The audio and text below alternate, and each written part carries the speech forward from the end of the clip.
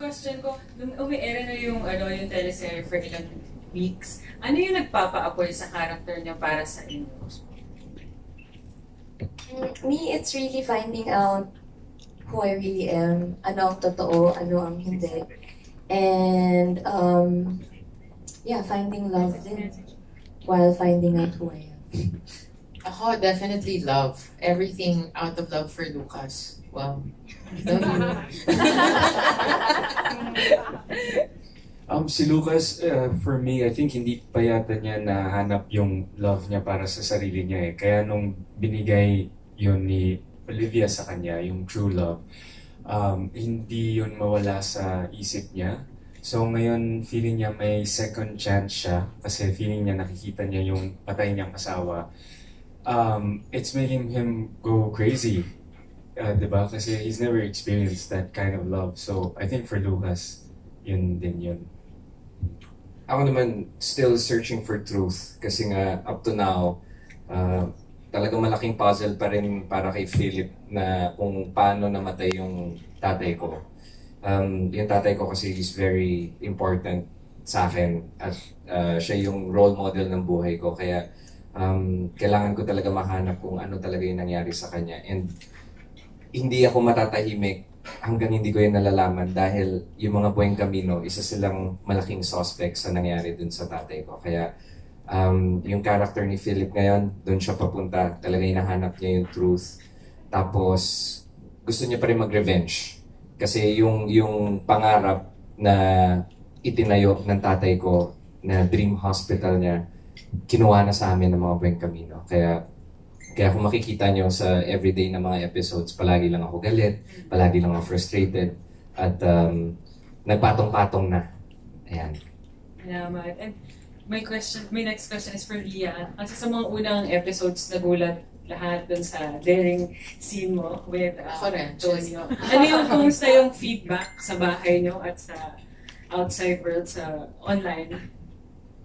Kumusta rin ang pinanood mo sa Feel ko rin kasi it came at the time where I've already na-expose ko na rin yung sarili ko na capable ako or open ako to do things like that. I mean, I did post for White Castle, so I feel like that on its own was already medyo nagpapakita na willing ako to do things like that. So parang okay lang.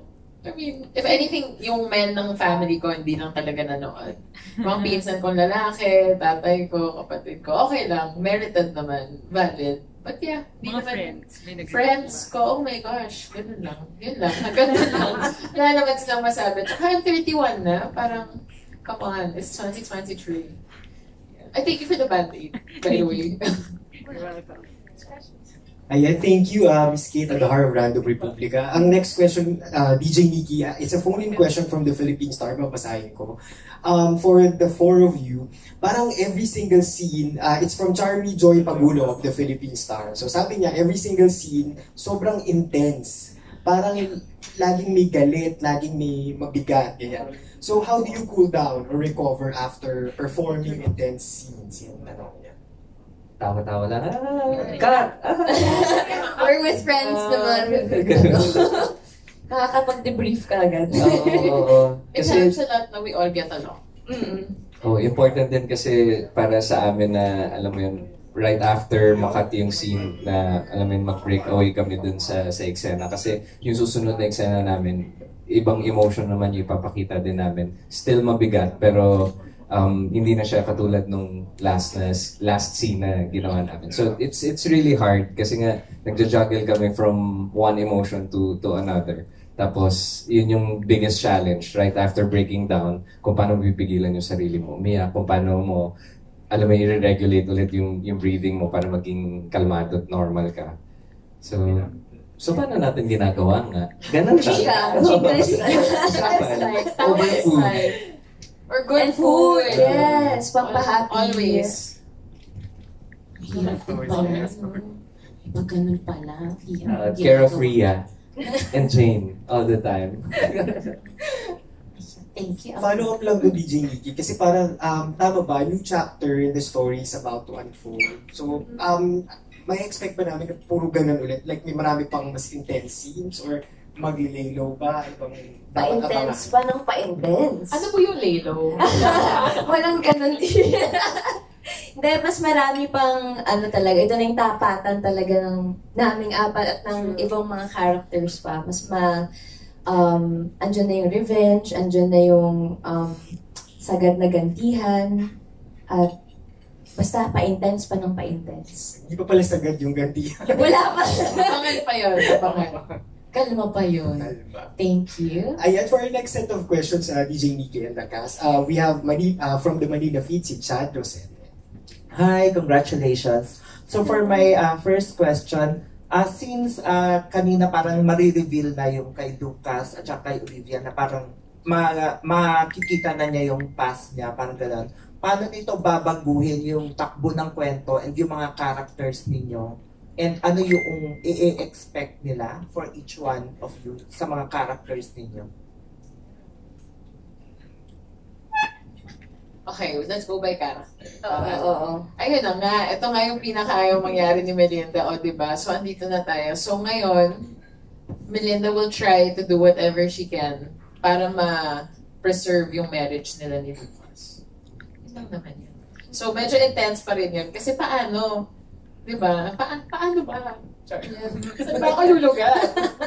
Si Lucas naman, may effort naman talaga siya kasi yung dating house namin keeps reminding me of Olivia.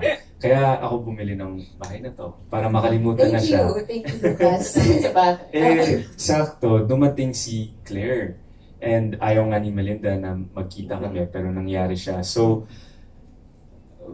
mawawala na naman si Lucas sa sarili niya. Kahit ayaw din naman niyang sadyang saktan si Melinda. So, ayun. Si Philip naman, nung nagsimula yung story, ang intention niya talaga ay gantihan talaga yung mga Buen Camino. Dahil nga sa pakiramdam ko, sila talaga yung main suspect sa pagkamatay ng tatay ko. So talagang gusto ko silang gantihan. And ang pinakaunang at ang pinakamalakas na ganti na ibibigay ko sa mga Buen Camino ay nasa kamay ko na hawak ko siya. Si Claire. As in, ginawan ko siya talaga ng pagkatao at parang sinulat ko talaga yung buong storya ng buhay niya. Pero sa lahat ng paghihiganting ginagawa ko na yun, nakaramdam ako ng sobra-sobrang pagmamahal na para kay Claire. Na hindi ko na alam kung ano ba ang uunahin ko. Kung ang uunahin ba ni Philip ay mag-revenge pa rin ba sa mga Buen Camino o ipagpatuloy yung pagmamahal kay Claire, ilayo siya sa mga Buen Camino at mag-start kami ng sariling buhay. So, si Philip ngayon, caught up in the middle siya. Hindi niya na alam kung saan siya pupunta, kung ano yung uunahin niya, kung ano yung bibigyan niya ng importance. Pero so far, sa story, si Philip, binibigyan niya talaga ng importansya yung pagmamahal niya kay Claire. Mahirap din ang pinagdadaanan ko talaga ng mga karakter mo. Sige na, na-stress din ako kakapakinig lang. Yeah, hindi, sasabihin ko lang kasi connected din doon na for the longest time din kasi hindi ko alam kung sino ako. Lahat ng alam ko galing lang sa information na binigay niya. Pero what's exciting is unti-unti na bumabalik yung memories ko. Unti-unti na akong may mga naaalala from the past na tinatry ko rin intindihin or i-decode kung ano yung mga nakikita ko kasi hindi pa lahat malinaw eh. Pero, yun, lalabas na unti-unti yung memories, yung alaala, mapipis ko na yung puzzle, and lalabas na rin yung pagiging palaban ni Claire as a person. Kasi for the longest time nga, lagi lang na siya nasa bahay, lagi siyang sumusunod kay Philip, pero yun, napapasok na yung mga, ano natin, paghihiganti era. Pagdududa. Mga ganon. Yung ano nangyayari. Totoo ba lahat ng sinabi niya sa akin or hindi? Ganyan. Good luck, Doc, talaga sa'yo. Good luck sa pag-i-explain talaga. Mahaba-habang diskusyonan niya. Uy, pero ang hirap naman kasi diba parang ngayon puso yung umiiral sa kanya eh, pag minahal niya si Doc. Ay, paano pag bumalik yung alaala niya? Doon maglalaban yung Isip at puso. Eh, ano yung susundin doon? Ay, nako, sige na. So far, sa dami ng magagandang eksena na nilabas na natin. And ano yung challenging sa inyo or most unforgettable scene nyo? So, yung ipapalabas this week! Yung atapatan naming apat. Finally, Yes. sa tagal namin, hindi naman matagal, pero sa haba ng pagtatrabaho namin, finally nagka-accept. Kasi inaabangan din namin, kailan ba tayo magkikita-kita? Kasi minsan kami lang, or minsan kami lang, minsan tayo lang. True. Yes. Ito na. Ito na yun. Tapos yung unang pagkikita naming apat, yun yung napakataas na emosyon ng lahat. True. Kasi doon marireveal yung intention ng bawat character at kung ano talaga yung nararamdaman namin sa bawat isa. Na nakita si, halimbawa, si Philip, ayoko na makita si Claire tsaka si Lucas kasi natatakot ako. Tapos si Claire naman, gusto niyang makilala si Lucas kasi naghahanap siya ng answers. Si Melinda naman, ayaw niyang magkita si Lucas saka si Claire kasi mawawalan siya. So alam mo yun, yung pagkikita naming apat na yun, marami kayong makikitang mga emotions na hindi namin pinapakita talaga sa bawat episode na dito lang nila makikita sa unang pagkikita namin. Mahirap yung eksena pero fulfilling siya kasi nga mabubusog kayo sa emosyon, sa information, kung bakit, ito pala yung pinanggagalingan ng bawat character. For sure.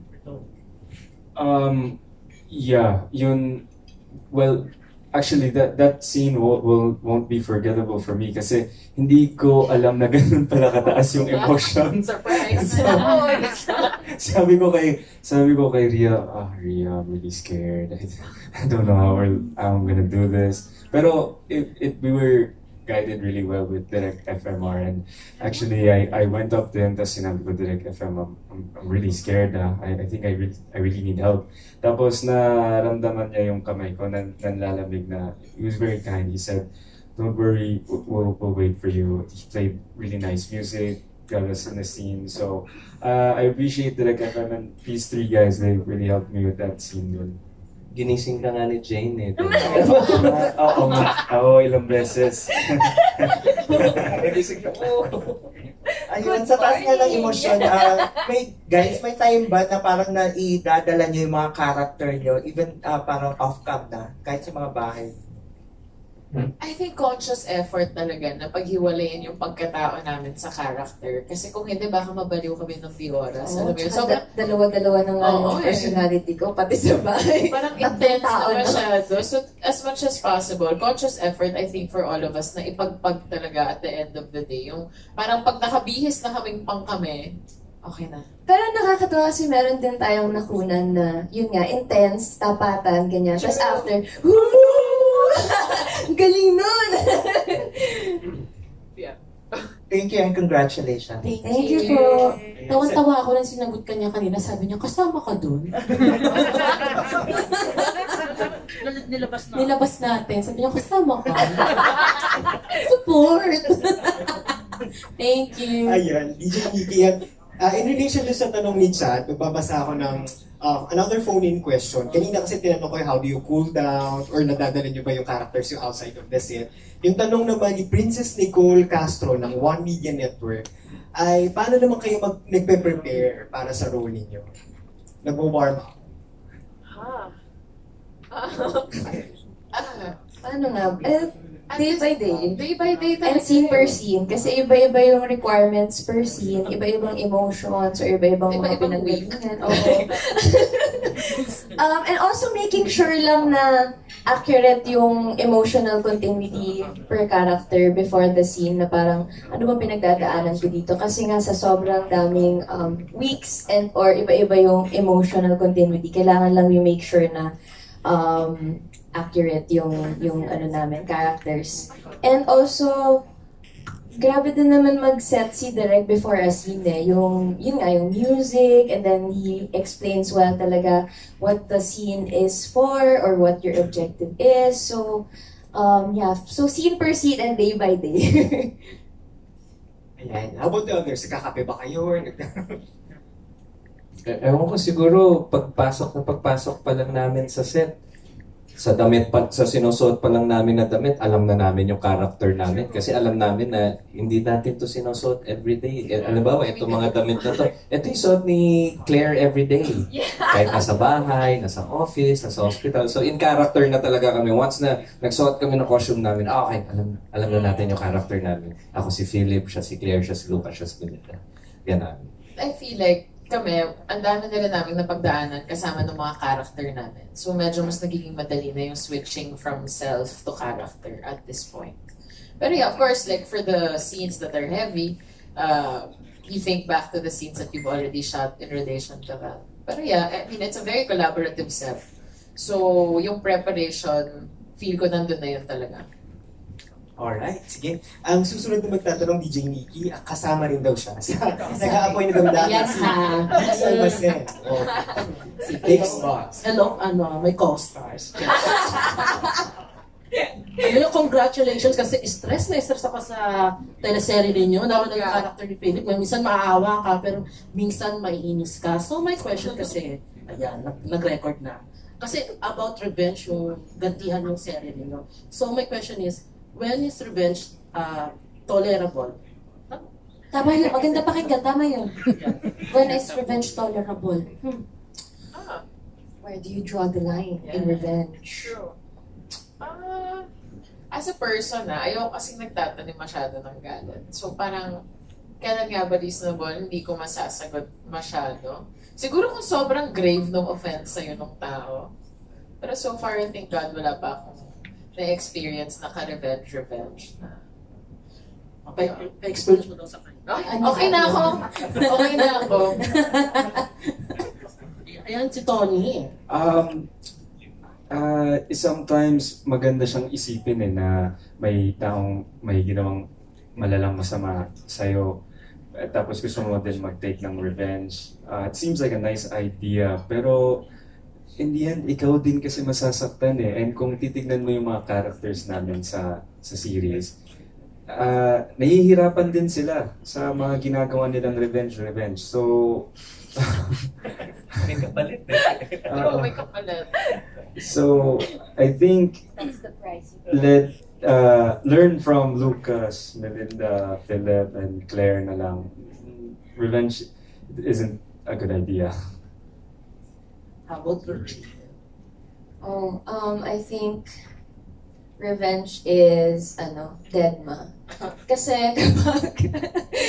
kapag hindi na siya napapansin, pag di mo na pinapansin, kasi may ginagawa sila to provoke you, di ba? To get a reaction from you. Pag hindi nila nakuha yun, masasatisfy ba sila? Hindi. So, ang pinaka-best revenge is, you don't matter. I don't care kung gusto mo ng anong gusto mong sa akin from me, parang silence by yun.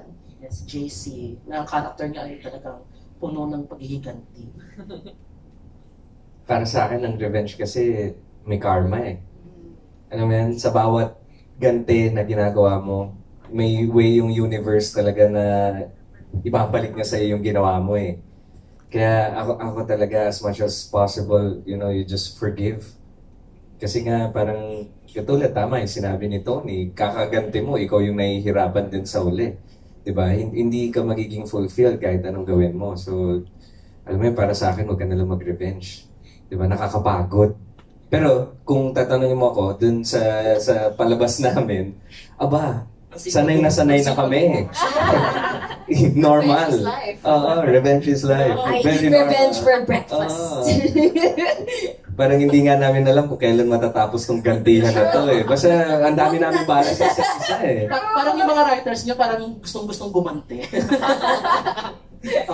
Tsaka may nabasa ako noon na pag nagre-revenge ka daw, parang nakaka-wrinkles. Ayaw natin nun. Stress. No na lang. Kaya wala akong wrinkles. Check out. Ikaw hanggang saan ba sa'yo pwede pag may halimbawa may kumanti sa'yo? Ito, balak niya akong i-ganti. Gaganti ka. Hindi, I'm all about love. Oh. Speaking of love, hindi tayo Speaking of love, hanggang saan kayo lumalaban pagdating sa pag-ibig?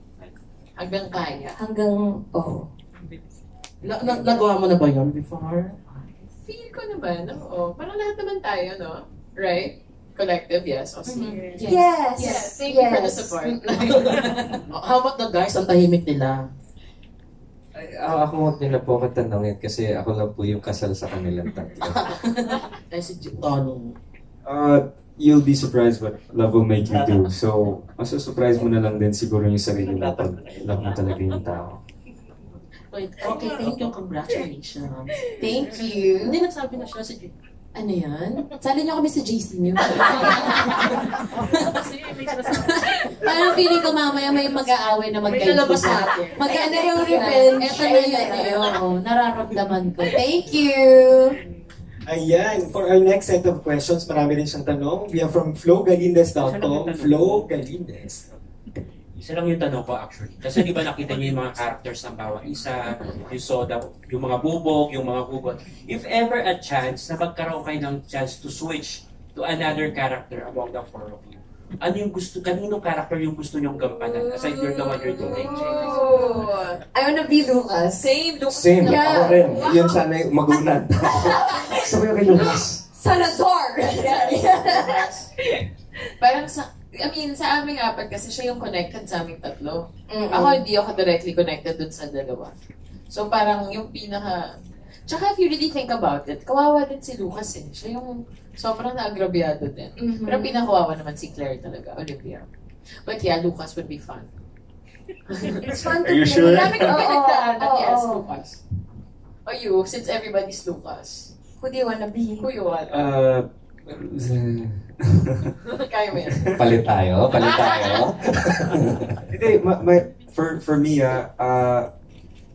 mahirap i-portray si Lucas. I mean, every day is a struggle for me. You know, I don't want to sugarcoat that.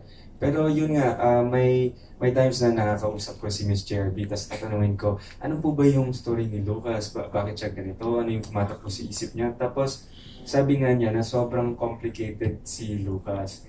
So, I really love my character. I really do. I think, Ibigay sa amin. Ayaw niyong i-share. Oo. sige, sayo. Joke lang. Ayun.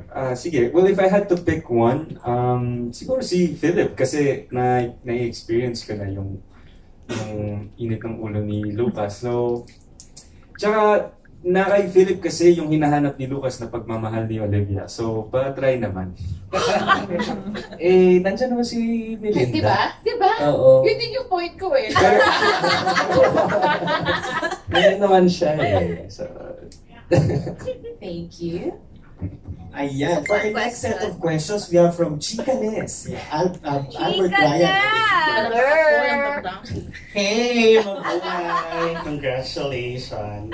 Ayan. Yung first question ko is, this teleserye is like a lot of first for all of you. Like, first na pagbibida ni Jane, first main kontrabida, ganyan. And of course, one of the first collaboration of TV5 with ABS-CBN. What part of this teleserye you are most pressured about? Yung ratings ba? Yung feedback ng bosses, especially from TV5, na mauulit pa ba to? Or yung audience, saang part kayo mas nag-pressure? I think ako personally, more dun sa pagtetel ng story. Kasi nga, ang hirap ng mga characters namin. So, hindi na kami ako personally, hindi na masyadong nag-iisip sa outside factors. Kasi everything will fall into place naman if tama yung portrayal namin, tama yung pagganap namin, di ba? So parang mas dun yata kami nakafocus sa tamang characterization, tamang pag-arte, because everything else naman yata will follow. Tama. How can we tell the story right? Pero like sa'yo, Jane, like kasi yun nga first ba, parang iniisip mo, sana naman may second pa ito, di ba, na talagang magbibida ka. May ganoon ba? Parang ganito. Ay, hindi na. Siyempre gusto ko kasi may second pa, third, fourth. Always naman. Sa lahat naman po ng projects na ginagawa ko, lagi ko naman po binibigay yung best ng best. And always naman din nag-look forward for the next one. Pero kahit ano pa pong role at kahit ano pa pong character, kung ano po yung responsibility ko as an actor, I will do my best. And bigyan ng justice at syempre pinagkatiwala sa akin yung opportunity na to, yung role na to. So lagi lang go for the goal. So truthfully, never kayo naging concerned kung nag-rate yung show or sa true? I mean, ang dami na kasi nating platform ngayon. Meron tayong Kapamilya Channel, Kapamilya Online Live, nasa I1 tayo, nasa TFs. And maraming iba-iba na rin ang ways ng panonood ng tao. So, as long as meron talagang nag-i-enjoy watching our show, may mga nai-entertain kami, yun naman ang goal natin. Thank you. And then, yung second... Follow up ka sa akin. Ayan, yung second general question ko is... Yung second general question ko is, can you truthfully say na you can face a person from your past nang hindi ka natatakot? Be it an ex or...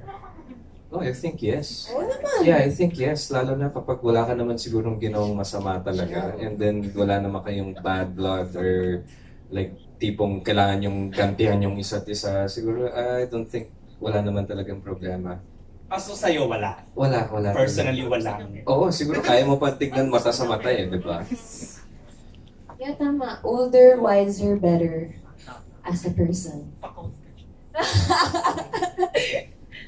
Yeah, okay lang kasi people meet you at different stages in your life, diba? So where you are now, the people in your past, they knew a different version of you, eh? So I think when you see them again, you see them through a different perspective. Kasi hindi na ikaw yung dati. Copy-paste everything. Totoo, same. Parang, diba, nasa past na nga, whatever it is that you've been through, like what they said, ibang tao ka na rin nun. So, kaya carry. Buti pa kaya. Kasi siya, ikaw ba? Kaya Yung mo? mga kaya tinatanong ko kaya. Ayan. Ang tagdas. And then last na lang, ay po.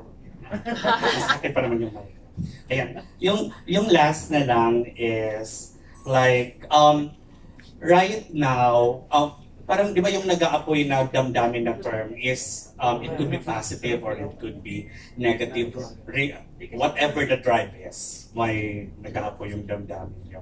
But apart from your work, or apart from this series, what else yung nagpapa-apoy ng damdamin? Summer siguro. Init din kasi talaga pag summer. Charot yan. Yung JC, what excites you right now? Ako, my life right now, pretty simple. Pag wala ako sa trabaho, nandun ako sa pamilya ko. Yun lang. Wala na ako ibang ginagawa ngayon. So kung talaga may nagpapa-apoy at nagpapa-excite sa akin, yun yung umuwi sa bahay. Jean? I don't know, life in general, lahat ng nangyayari sa buhay ko ngayon, lahat ng opportunities na dumarating, this project that I'm in right now, I'm looking forward ako araw-araw sa taping namin, ano mang pwede namin gawin, ano mangyayari sa mga characters, basta life in general. I'm just happy where I am right now and who I am right now. Ako, I'm really just trying to do a great job on this show. I feel like Lucas is a character that really has to be taken care of, and I don't want to let anyone down. So this is just something trying not to get too distracted because I really want to do my best here, honestly. So for me, that's really what I'm passionate about right now, talaga. Same, life in general right now. Okay yung takbo ng buhay natin. Good news. Like, life is good. Life is great. So yeah, this show, everything that's going on outside of the show. Madaming nakaka-inspire, maraming nakaka-happy. Thank you. Sana all na happy ang life, di ba? Bakit papag-usapan natin? Huwag na tayo mag-prex. Kadali ka na. Iba ka na. Thank you, Chikanes. Thank you po. Ayan, any more friends from the media would like to ask questions? If wala na, there you have it, DJ Nikki and the cast. The questions from the media. Thank you so much, Justin. Salamat, Justin. Hindi, baka meron pa kayo. Go. Sige. Dami tayo. Okay, Baka mag-away pa kayong dalawa. Ayun na sila, ayun na. Ayan na. Going Bigyan na once. ng ano, Dalawa. dollar shot. Ano yan? Ano daw yung sa past mo na ayaw mo? Sige, lagyan ka ng mic. Ano yan? Ano daw ayaw mo sa past mo na ayaw mo balikan? Ano yung sa past mo na ayaw mo nang balikan?